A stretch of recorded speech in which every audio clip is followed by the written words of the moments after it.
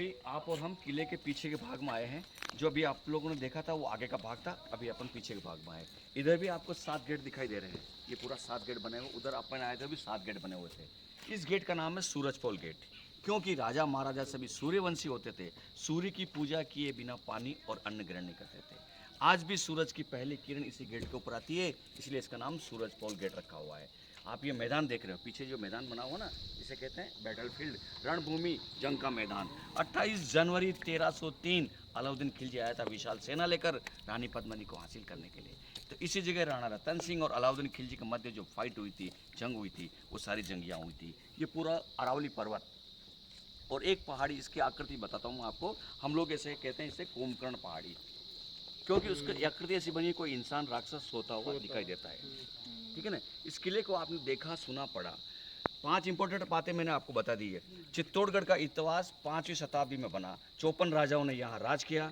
125 मंदिर, 84 water tank और 5 बड़ा तालाब है। यहाँ के लोग आज भी मीरा और पद्मिनी के नाम से आर्ट बनाते हैं। आप ये दूर दूर तक देख तो खेती होती है सीताफल की। सीताफल पकने के बाद खाने में काम आते हैं, सूखने के बाद में उनकी दोनों से जीत हासिल की। ये विजय का प्रतीक विजय स्तंभ बना डाला। इसके ऊपर चढ़ने के लिए 157 सीढ़ी होता है चढ़ना और 157 सीढ़ी होता है उतरना। 9 मंजिल का है। भगवान शंकर के डमरू जैसा, नीचे से चौड़ा, बीच में से पतला, ऊपर से वापस चौड़ा, यानी कि ब्रॉड, नैरो एंड ब्रॉड। इसकी हाइट होती है 122 फीट की। उस जमाने में इसको बनने में खर्चा आया था 90 लाख रुपए का। समय लगा था 10 वर्ष का, यानी कि 1448 के अंदर शुरू किया था काम और 1458 के अंदर कंप्लीट हुआ।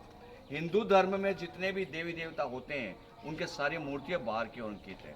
जैसा बाहर है वैसे ही अंदर है, लेकिन कोरोना के बाद में इसको बंद कर दिया गया है।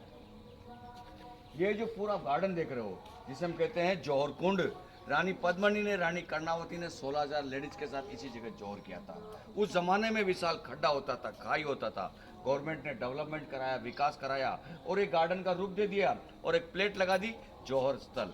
आज भी फागुन महीने की एकादशी के दिन मेला लगता है, लोग आते हैं और जौहर श्रद्धांजलि दी जाती है।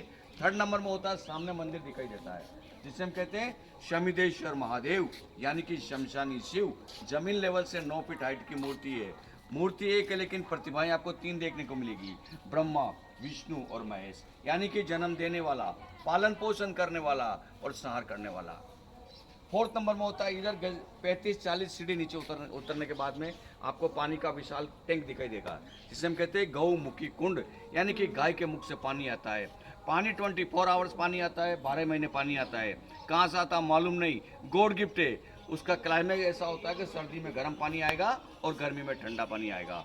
आपके बिस्लरी वाटर से भी नीट एंड क्लीन पानी आता है, जिसे एक नाम और दिया गया, सास और बहू का कुंड।